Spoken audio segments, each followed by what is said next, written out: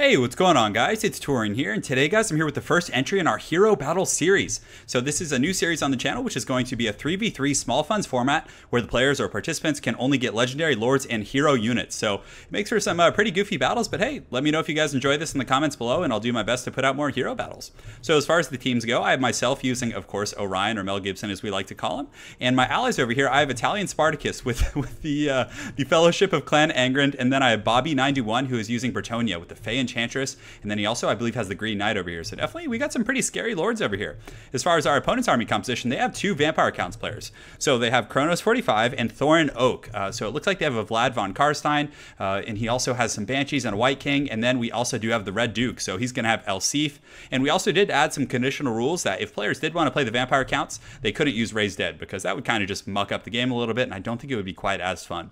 Also, another rule that we had was no flying lords, because again, we didn't want somebody like kind of flying around the map. We Benny Hill and cycle charging and all that kind of fun stuff. So two Vampire Counts players here, and we also do have Big Papa Durthu with it looks like the Wood Elves over here. So definitely going to be a bit of a cockfight. So hopefully you guys enjoy this one, and let's just go over the lords real quick before we get started. So of course we do have Mel Gibson, we got the Fey Enchantress backed up by a Paladin and the Green Knight. The Green Knight being very expensive. He's like the cost of almost 2 or 3 stripped down Paladins, so he's going to need to do some work. I actually did bring Mel Gibson with 2 Waystalkers. These guys are actually pretty good here. They do magic damage with their arrows, so they're going to do pretty well against the Banshees and kind of just poking at Durthu. But, you know, again, if he is able to get on these guys with like the Red Duke or some of his more mobile lords over there, it's going to be a little bit scary. Of course, we do have the Fellowship of Clan Angren with Throny Ironbrow, King Loon Ironhammer, Halkenhoff Stonebeard, and then, of course, Belegar over here kind of leading the charge. We do have a Branch Wraith here as well that I did bring. I forgot to mention that. So we do have Earthblood as well as Shield of Thorn. So we do have some healing with that as well as with the Fey Enchantress. So the healing is going to be pretty strong with these guys, though one issue is they have a ton of magic damage. They have Durthu who hits with magic damage. The Banshees do magic damage. Yeah, they're going to have plenty of that. So they also do have a Spellslinger with the Lord of Shadows with the Enfeebling Foe. So some pretty fancy advanced tactics going on here, guys. For our opponent's army, they do have Durthu. They have Spellslinger with the Lord of Shadows, I believe, and it looks like a Gaze of Nagash coming over here already. So they're definitely going to try and pick off our magic units. It looks like he does have 2 Banshees on each of these Vampire Count builds with their respective legendary lords being the Red Duke, Vlad von Karstein, and I think 2 White Kings. And oh no, that actually looks like a Vampire with Death, so they actually have Spirit Leech. So it's going to be really rough for the Fellowship of Clan Angren for sure. So the Nagash, the Gaze of Nagash comes in and actually does hit King Loon, but it's not doing huge damage. You can see Mel Gibson's throwing his spears over here, getting ready to party, and I think he was taking some shots at that. Look, that actually stuck right in Durthu's head. Oh, it actually disappeared, but the spear was in his head. So you can see a Spirit Leech going down from the Vampire Counts, and it's just doing devastating damage to King Loon Ironhammer, but this is where the true cockfight begins. So Durthu's coming in here. He clubs Mel Gibson right in the head, and the Banshees and Vlad and all of these guys are engaging. It's just going to be an absolutely wild battle in here.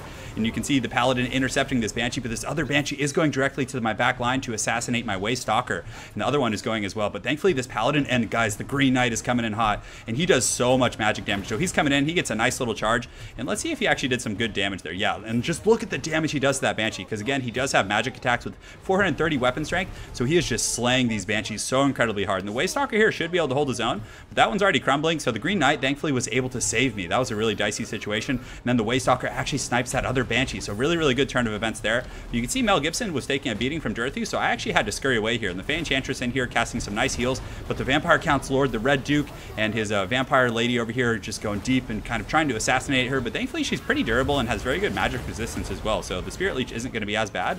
But you can see the Red Duke does use El Sif, but the Green Knight comes to the rescue, and he has just been such an MVP this battle. Over here in the pitch battle, you can see the Ethereal Dwarf Lords are just fighting tooth and nail, but unfortunately this looks like King Loon Ironhammer did get smacked down by Durthu, and you can see Belegar and the boys just trying to chase Durthu and do the best they can, but it's just pure anarchy. You can see Halkenhoff Stonebeard here fighting this Branch Wraith, but unfortunately he also does magic damage. So Belegar and the boys are kind of holding up our center line. Well, there's just a ton of wild skirmishing going on in the back. So let's go ahead and get an overhead view of things. So you can see this Banshee sneaking through to the back line. Over here, you can see the Red Duke and his Banshee over here, as well as this Death Sorcerer, are just trying to assassinate this Waystalker and are doing a pretty good job just kind of riding him down. But my Bretonian ally, Bobby 91, is doing a very good job of just covering me with the Green Knight, and he's just such an absolute MVP this game. So the Fey Enchantress and the Green Knight, look at that, just absolutely gooning that Banshee. But then you can see the Red Duke and all of these guys coming in, but a Paladin does come in from the distance with the sun shining on his back, and they do get a really nice jump on this Vampire with Death, and the Green Knight is just going to absolutely slay this Banshee, or excuse me, this Vampire.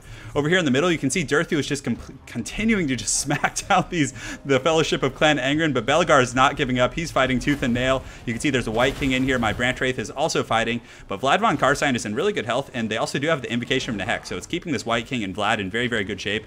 They still do have this Banshee, but Belegar is just such a trooper, and guys, he has really, really high melee defense as well, so he's going to be able to, stay the course and, take this beating probably better than any of the other lords on the battlefield. So you can see Mel Gibson coming in here hot, very, very angry. He gets a very, very good charge on the Red Duke here. You can see the Red Duke is just crumbling. He's so incredibly low, and you can see Gibson in hot pursuit just coming after him. I thought about throwing a spear, but it didn't seem to do kind of quite as much damage as I was liking, and you can just see like a whole kind of a horde of just heroic units kind of chasing Gibson down, trying to finish him off. And I did bring the Cloak of Isha, which gives him very, very good damage resistance when he's below a certain point of life. So you can see Gibson here is dueling this Vampire, doing the best he can, and the Vampire is actually at its healing cap, so he's hitting incredibly hard with 500 plus weapon strength, but he does get hit with Elsif. But thankfully Belegar does come over and drops the Mighty Oathstone, giving us melee defense and a bunch of very, very good stats. And you can see Belegar coming in to aid his homie Orion over here, doing a very, very good job of chasing him off. So that was a very solid situation. But the Red Duke did get away and use Invocation of Nehek, so that was a pretty unfortunate circumstance that we weren't able to finish him. You can see Durthu in here is also very low, and the Waystalkers are trying to snipe him down. I do have one Waystalker over here in the distance and one over there as well. And you can also see the Green Knight over here doing some pretty good work. So Gibson throws a spear, and it looks like it kind of bounced off Durthu right there. But unfortunately, we do have a White King, but Durthu does go down to that missile fire. And you can see the Red Duke coming after Orion over here, and he's assisted by Vlad von Carstein and a White King. And you can see Belegar doing his best to headbutt these guys off Orion, but unfortunately, the Red Duke's coming in to assassinate, and there's just a lot of pressure on Mel Gibson, and he only has 297 health, and he does get Master Bagamut placed on him. But thankfully, that cloak has procced, reducing his damage taken, but unfortunately the Red Duke does take him out. So a very, very dire circumstance for us. But Belegar's continuing to fight in here. We do have this Paladin of Bretonnia doing very, very good. We have two Waystalkers pressuring in the distance, as well as a Branch Wraith. Man, this Green Knight is just putting up just a great fight this entire game. And he also is getting very, very cost-effective heals from the Fey Enchantress, who I believe is still alive. Let's go ahead and take a look. I'm not sure where she is. Yeah, the Fey Enchantress is actually chasing off this Waystalker over here, who is our opponent. So over here in the main fight, you can see the Red Duke is running and doing the best he can, but we do have that really, really good pressure from the two Waystalkers. That Green Knight and that Paladin are just relentless. They've just been hunting down the Banshees, and if anything, I would say kind of Belegar Ironhammer and this Green Knight have just been the MVPs. They've been assassinating all those Banshees, and he was just like 2 or 3 shotting those guys. So you can see the Red Duke doing his best to run, but Bretonnia, the son of Bretonnia here, is definitely not gonna let this guy escape. So very, very good stuff. And you can see the Green Knight coming over here to help with Belegar Ironhammer. He's having a little bit of a rough time versus Vlad von Carstein. Definitely not a favorable matchup for him, but Belegar is just very durable. And guys, he was just getting beat on by Durthu this entire game, but thankfully we were able to get some good Earthbloods, and you can see Belegar is almost at his healing cap right now, and you can see an arrow of Kurnus coming in and knocking over Vlad, just kind of shooting him while he's down, and the Earthblood healing pretty much all of these troops, and we do get the deadly onslaught from Belegar Ironhammer, giving him some pretty good combat stats. So aside from that, it looks like Vlad von Carstein is the last of the Vampire Lords standing here. You can see the Fey Enchantress coming in pretty hot. Is she actually riding her unicorn? I think she is. So it's coming in, horns out, just ready to party, and it's going to go in deep here with the Green Knight and hopefully be able to finish off Vlad von Carstein, and he does indeed fall. So hopefully you guys enjoyed the first entry in our Hero Battle series.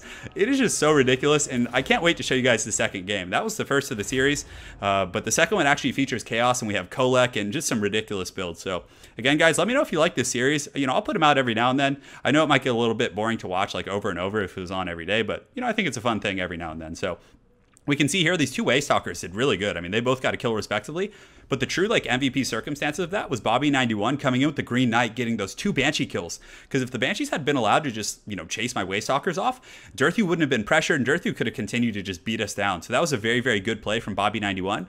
And also the Fellowship of Clan Angren, they put up a good fight, and even though they didn't look to perform terribly well, they stood and fought in the middle and occupied Durthu and Vlad and all those guys for a long time. And of course, Belegar just being an absolute trooper, just kind of fighting to the death, using that Mighty Oathstone to give my troops melee defense, just being an absolute boss.